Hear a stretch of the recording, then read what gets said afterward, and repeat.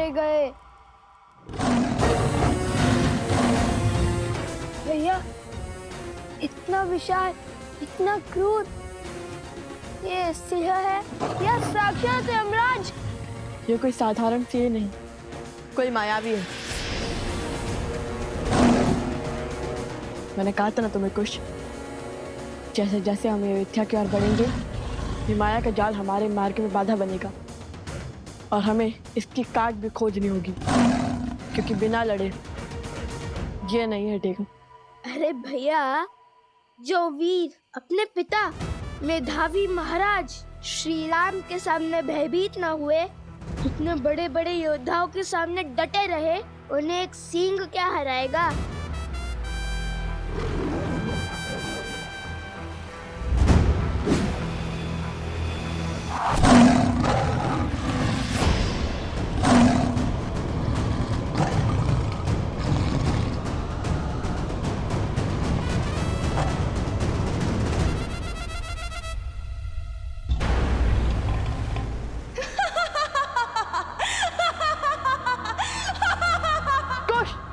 ये ध्वनि कहाँ से आ रही है?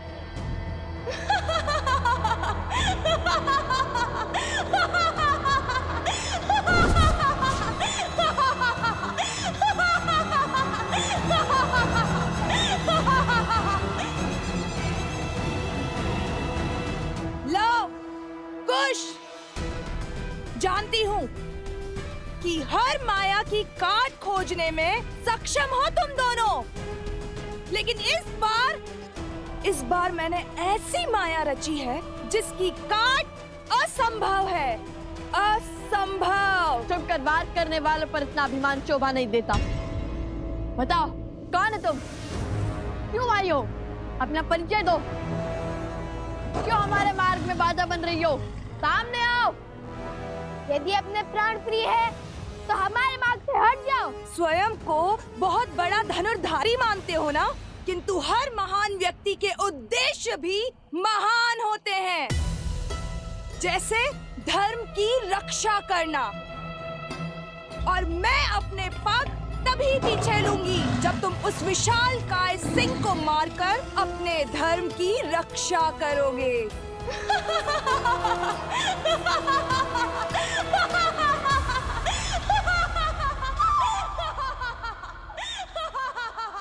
भैया, यहाँ पे तो बहुत सारे मार्ग हैं। हम तुम्हारी संतुष्टि के लिए इस सिंह के मुंह में क्यों जाएं? खड़ी रहो यहीं। भैया, हम किसी और मार्ग से चले जाते हैं। चलिए भैया। अरे, इतने बड़े शूरवीर होकर इतने से सिंह से भयभीत हो गए। तनिक समीप जाओ और देखो, दांव पर क्या लगा है।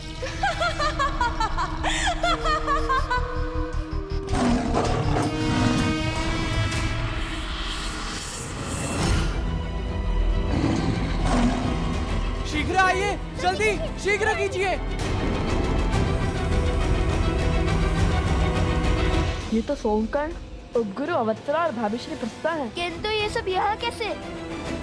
अरे ऋषिवर! बहुत संकट है, रुकिए।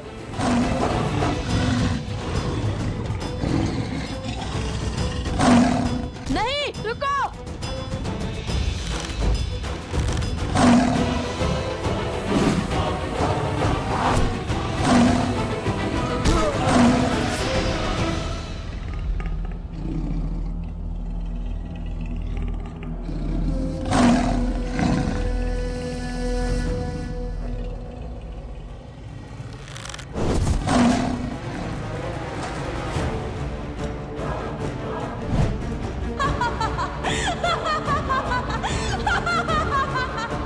अभी भी यहाँ से जाना चाहते हो लवकुश, अपने साथियों को मृत्यु के मुख में छोड़कर?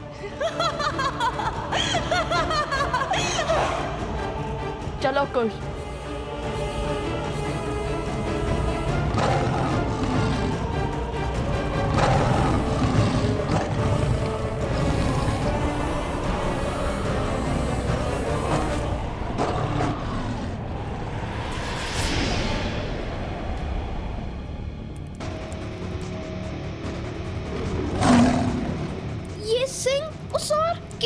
कैसे? लव? कुश?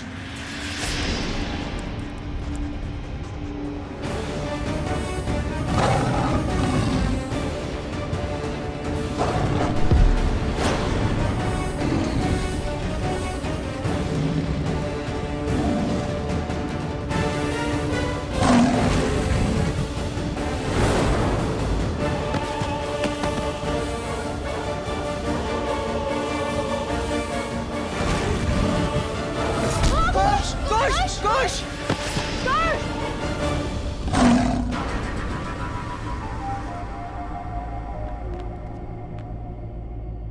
कुश,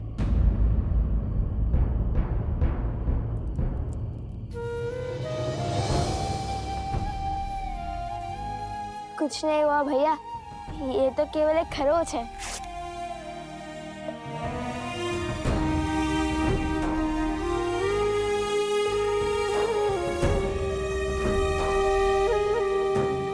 लव, यदि भीतर है तो तुम्हारे प्राण संकट में पड़ सकते हैं। प्राणों से प्रिय मित्र के प्राण दांव पर लगे हैं।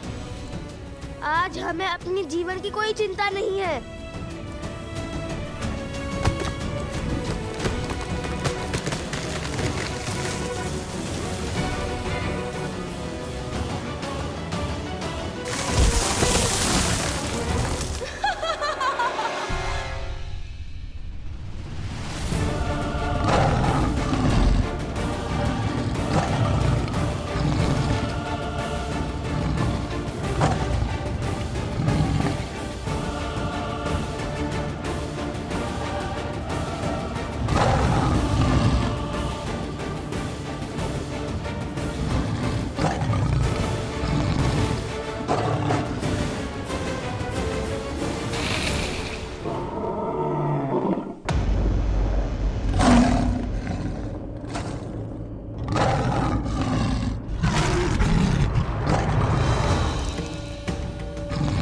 मार्ग से हटो मायावी पशु।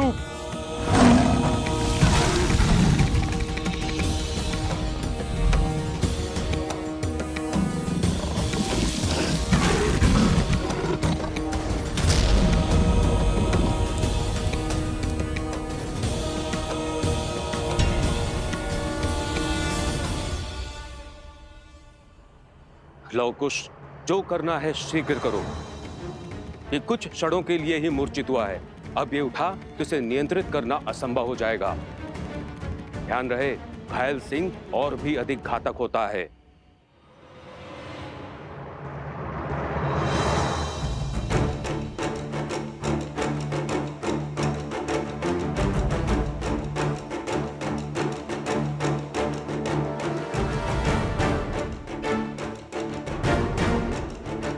इसने तो पूरा मार्ग भी अवरोध कर दिया है।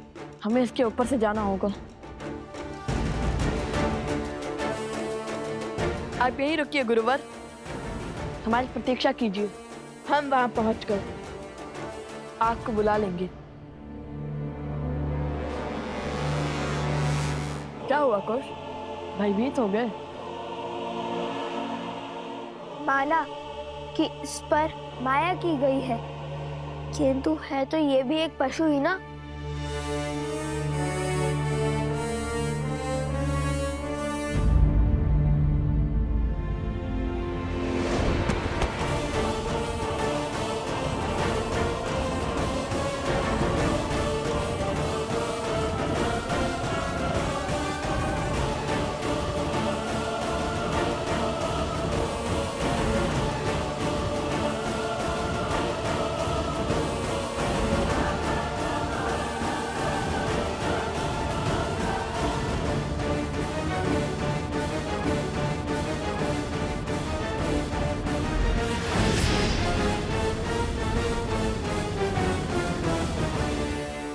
कहाँ रह गए कुश? अरे सिंह का शरीर है, अयोध्या का उपवन नहीं। वे सरलता से आगे बढ़ा जाए और ये सांसें इतनी तीव्र ले रहा है कि लगता है कि भूकंप आ रहा है। इतनी बातों का समय नहीं है कुश, शीघ्र चलो।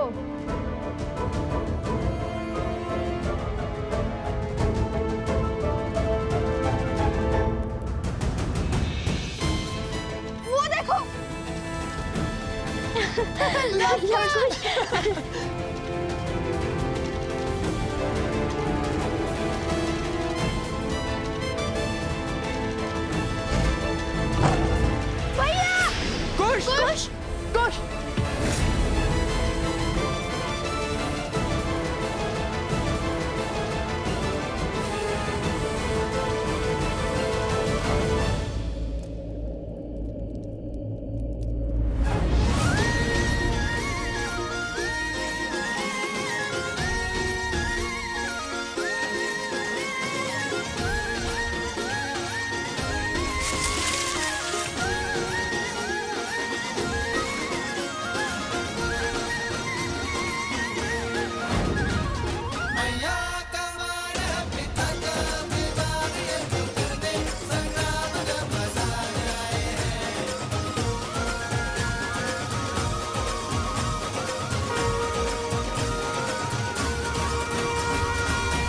आज तक यहाँ क्यों आए हैं?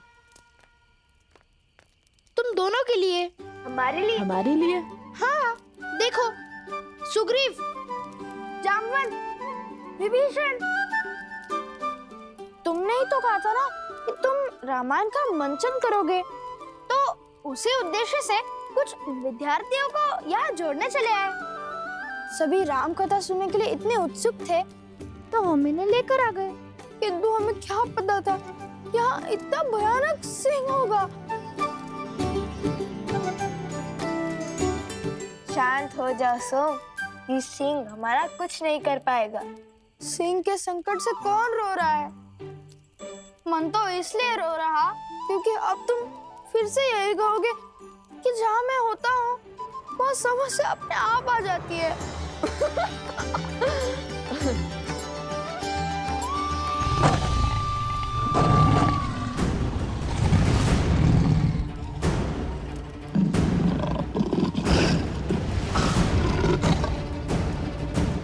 समय बीतने को है, सज रहो।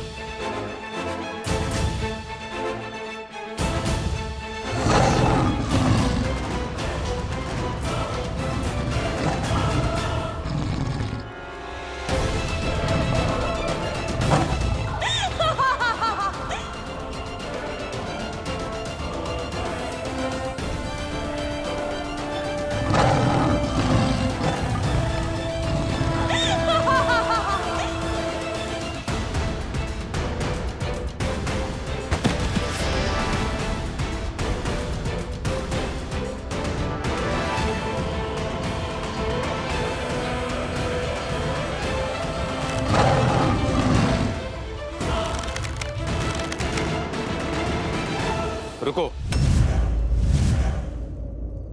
प्रहार से पहले सत्य का पता लगाना आवश्यक है, क्योंकि इतने विशालकाय सिंह का इस संसार में होना असंभव है, क्योंकि इसके पीछे अवश्य कोई माया छुपी है। आपका संदेह उचित है। इसके पीछे से किसी स्त्री की ध्वनि आ रही है, और ये माया भी उसी स्त्री ने रची है। तो उस मायावी स्त्री से लड़ने की योजना है।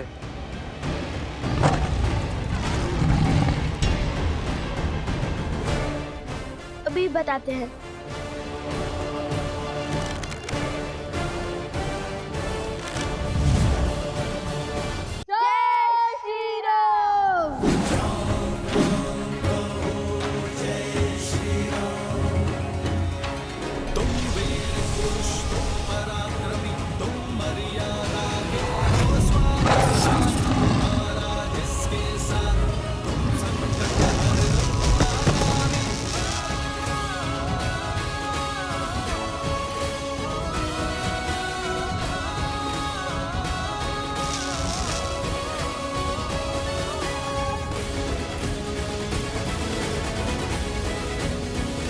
हमने इसको एक ऐसे बंधन में बांध दिया है जो एक पहर तक नहीं टूटेगा।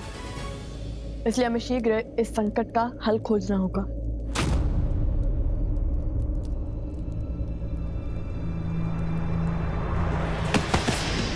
कुश!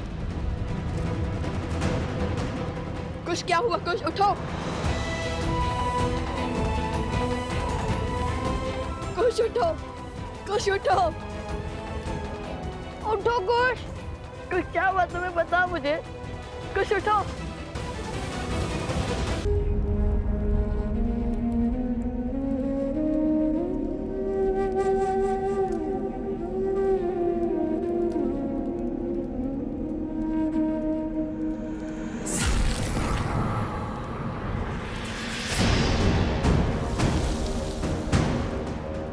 ये क्या?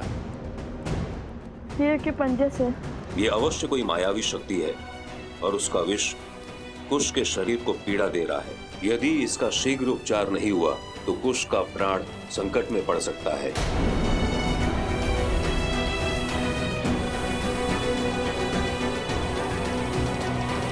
कुश उठो! कुश, क्या हुआ तुम्हें? बताओ मुझे। कुश उठो!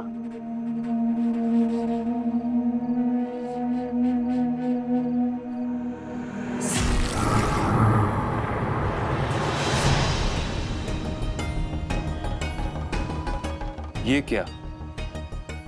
शेर के पंजे से ये अवश्य कोई मायावी शक्ति है और उसका विष कुश के शरीर को पीड़ा दे रहा है।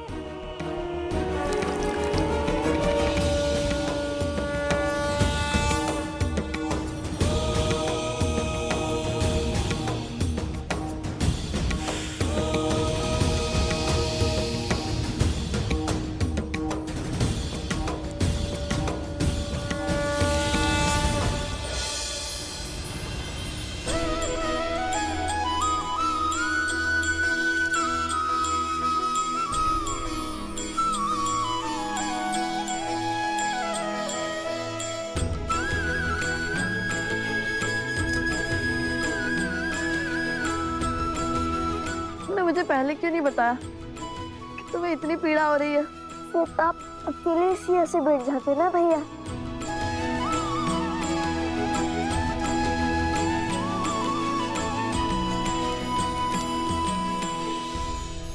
धन्यवाद गुरुवर, किंतु ये घाव ठीक तो हो जाएंगे ना?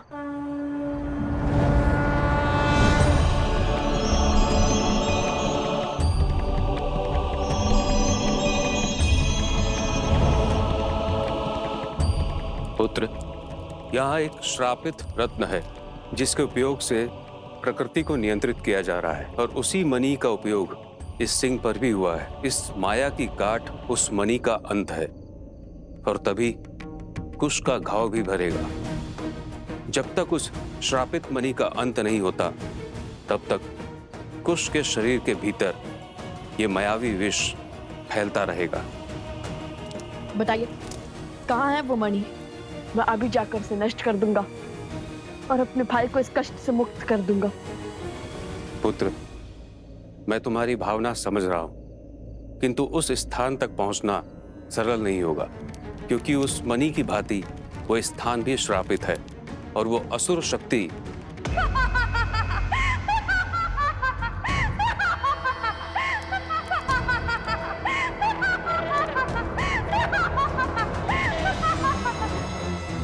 असुरी शक्ति अर्थात मैं, और मैं इन लोगों को यहाँ तक कभी नहीं पहुँचने दूंगी।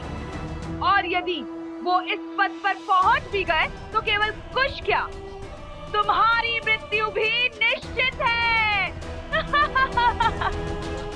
देखना, एक दिन तुम्हें इसका मूल्य चुकाना होगा। मेरे भाई को इस दशा में पहुंचाने का तुम्हें पछतावा होगा। हमारे पास कितना समय गुरुवर? जैसे जैसे भोर समीप होगा कुश की पीड़ा बढ़ती जाएगी और जैसे ही सूर्य की पहली किरण कुश के घाव पर पड़ेगी वो जल उठेगा और फिर मैं एक पैर के भीतर लौटूंगा। मुझे आशीर्वाद दीजिए।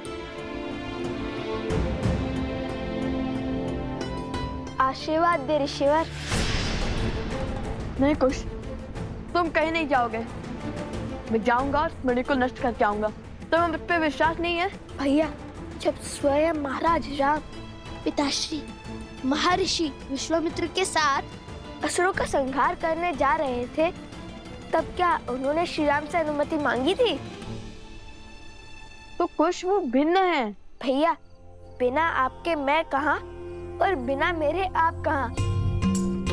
हम लवकुश तो राम लक्ष्मण की भांति एक दूसरे की आत्मा है ना। मैं भी तुम लोगों के संग चलूंगा। ऋषिवर, आप कृपया करके यहीं रुक जाइए। इन सबको आपकी आवश्यकता होगी। चले भैया। एक क्षण। एक मुख सूरज एक मुख चंदा, दिए सिया के सुख आनंदा। एक एक आत यमज युगला, जानकी सुत रूप लव कुश बोला। अरे एक लकड़ी से इतने विशालकाय सिंह का सामना कैसे करेंगे हम?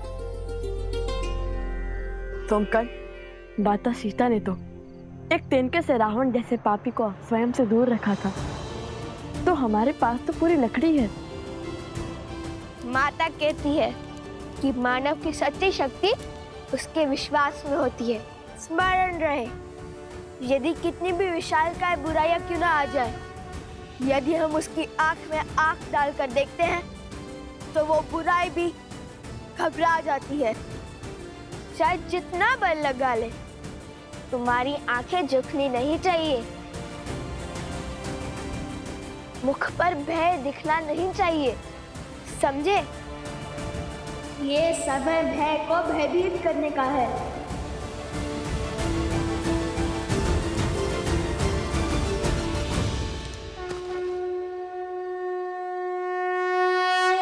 विजयी भव।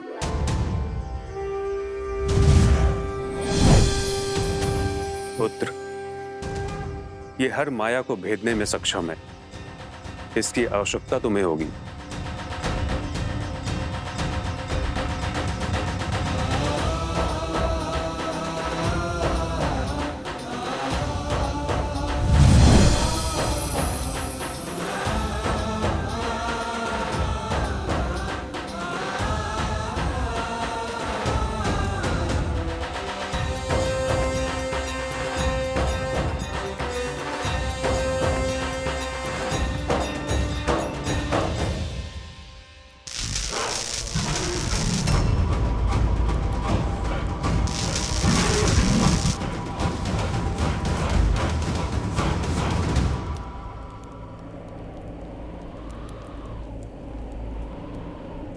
गुरुवर ने कहा था कि हमें ध्रुव तारे के पीछे चलते जाना है और उससे 5 कोस दूर हमें एक घना वट वृक्ष मिलेगा।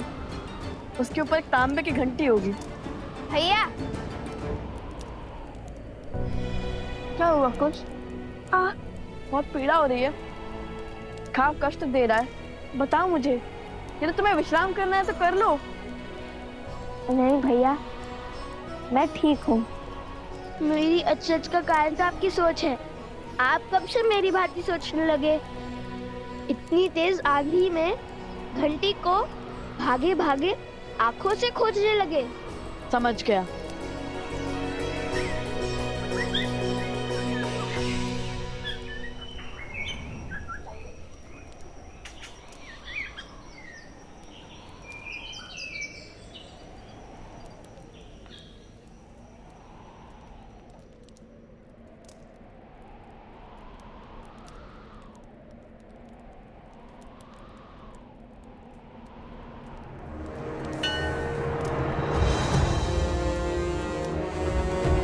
वहां उस और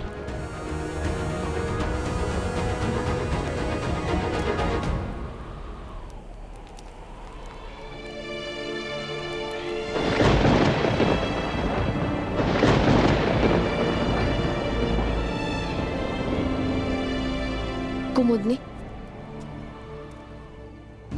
सोमकर्ण, अवत्सरा, प्रसूता, कोई नहीं लौटा अब तक? नहीं देवी। अच्छा, आते ही होंगे, किंतु इतना समय तो नहीं लगना चाहिए था। और प्रकृति भी कितनी रौद्र रूप में है। मेरा मन घबरा रहा है अब तो। आप कैसे कर लेती हैं ऐसा? अपनी संतान के लिए तो हर कोई चिंतित होता है, किंतु आप सभी के लिए इतना व्यथित कैसे हो जाती हैं?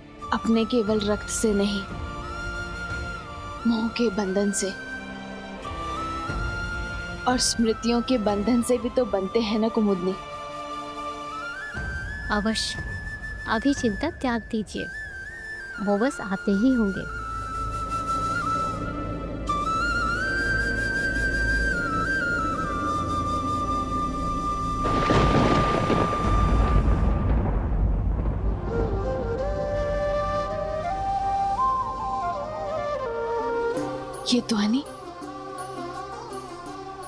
ये ध्वनि कहाँ से आ रही है?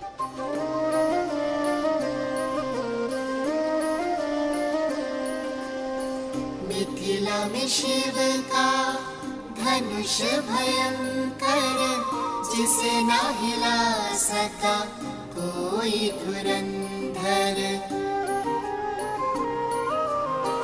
राम लखन गुरु मिथिला पहुँचे, लक्ष्य था देखन सिया का स्वयंवर। मिथिल सभा में थी विकट निराशा, कौन बने भरतार सिया का। ले गुरु आशीष उठे फिर राम, शीश झुका दिया शिव को प्रणाम। राम सिया राम, सिया राम, सिया राम, राम सिया रामायण को प्रणाम। राम सिया राम, सिया राम, सिया राम, राम सिया राम, सिया राम, सिया राम। हम वन देवी के पुत्र हैं, भगवान वाल्मीकि के शिष्य हैं और हम धर्म के मार्गी हैं।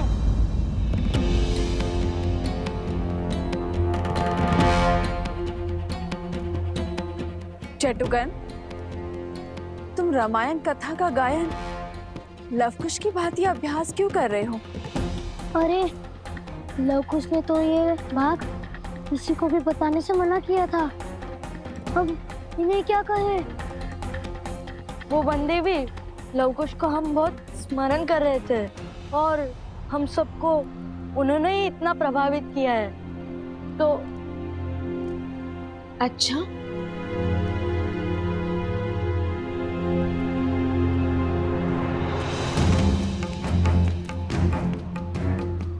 असत्य का दंड जानते हो ना? नहीं नहीं, हमें दंड मत दीजिए। तो फिर सत्य बताओ। वो लवकुश ने कहा है कि आपकी कथा का मंचन करना है। जब आपने अयोध्या छोड़ दी थी तब का भाग संसार के सामने भी लाना है। अयोध्या में मेरी कहानी कहने का क्या उद्देश्य होगा? क्या अर्थ है इसका?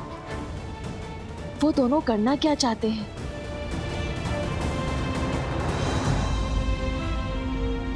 एक बात कहूँ वन देवी, आप क्रोधित तो नहीं होगी? नहीं, कहो क्या बात है? आप बहुत भाग्यशाली है कि लवकुश आपके पुत्र है। वो दोनों हर क्षण आपके विषय में ही सोचते रहते हैं। देखिएगा, जब अयोध्या में लवकुश की रामायण का मंचन होगा तब उनके प्रयास अवश्य सफल होंगे, रामायण अवश्य पूर्ण होगी। किंतु हाँ, तनिक चौंकने के लिए सज्ज रहेगा। और अब आगे कुछ मत पूछेगा।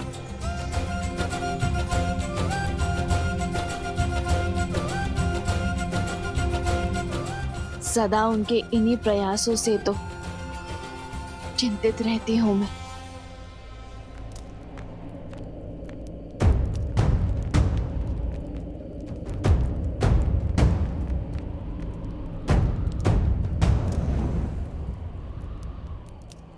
मिल गया।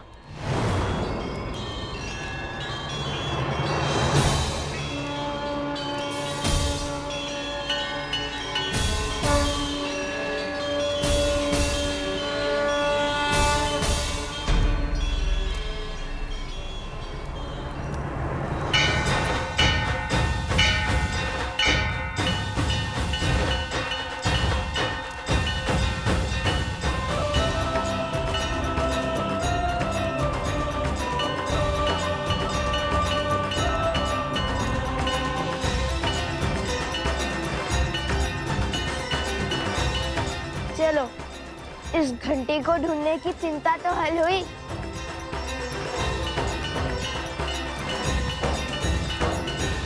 कैसे चिंता देवी?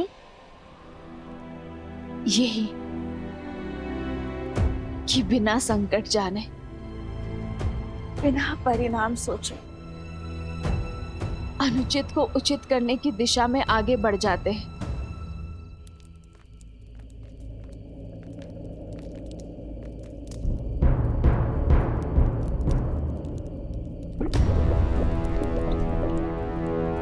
भैया, हमें बस एक सेतु खोजना है जो हमें पर्वत के उस ओर जैन शिरन मंदिर तक पहुंचा दे, जैसा गुरुवर ने बताया था।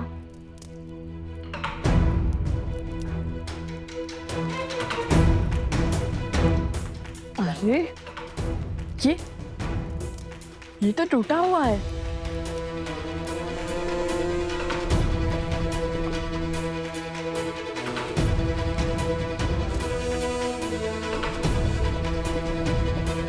भैया,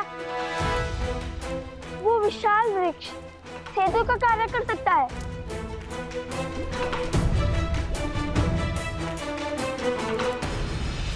हाँ, तो कर्म उचित हो तो परिणाम की चिंता क्यों करना? किंतु कभी कभी केवल साहस से नहीं, चतुराई से भी कार्य को संपूर्ण किया जा सकता है। मैं तो बस आशा करती हूँ कि वो केवल अपने बल से नहीं, अपनी बुद्धि का उपयोग करके भी प्रयत्न करे।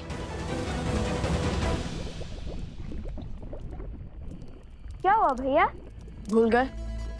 माता कहती थी कि जब सब कुछ आपके अनुसार होने लगे, सब कुछ उचित होने लगे, समझ जाना चाहिए कि कुछ तो अनुचित घट रहा है। हाँ, कहा तो यही था माता ने कि जिसने एक सिंह को अपनी माया से इतना विशाल कर दिया, जो हमारे मित्रों के प्राण लेने के लिए सज्ज हो गया, जिसने कहा कि वो कभी हमें उस पृथ्वी तक नहीं पहुंचने देगी, वो पीछे कैसे हट सकती है? हाँ, हमें एक एक पर फूक फूक कर रखना होगा। और मैं फिर कहता हूँ कि मैं आगे बढ़ता हूँ, तुम यही रहो।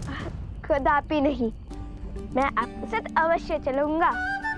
जहाँ लव भैया वहाँ कुश। और वैसे भी यहाँ तक पहुँचकर पीछे हट जाओ ताकि सारी प्रशंसा आप लूट ले। ऐसा नहीं हो सकता। अब लगता है ये वृक्ष हमारा अंतिम विकल्प है, किंतु पहले हमें ये देखना होगा कि ये वृक्ष जिससे इस लावा के ऊपर एक पुल बन गया है, वो हमारा भार उठा भी पाएगा या नहीं।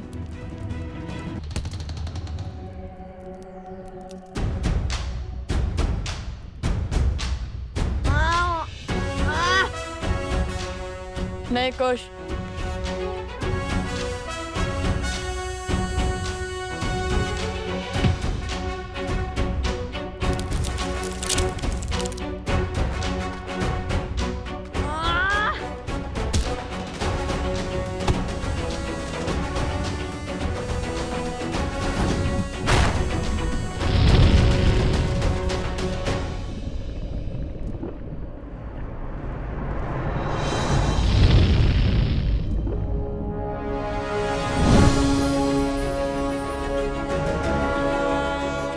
बलशाली, किंतु इसका उपयोग करके देखते हैं कि ये मायावी है या नहीं।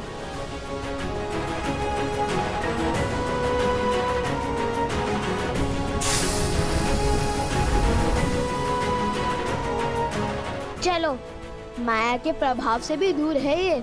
चलो अब हम इस पर चल सकते हैं।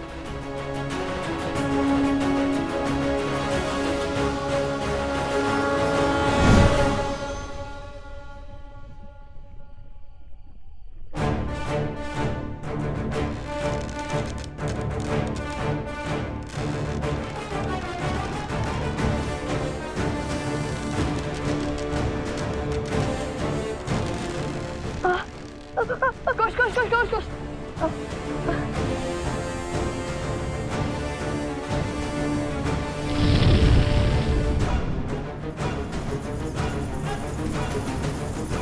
ये ध्वनि कैसी आ रही है?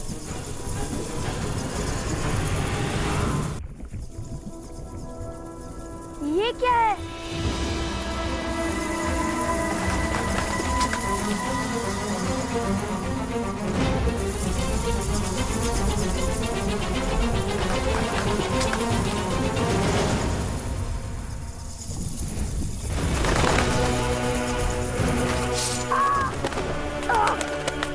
कुछ संभाल के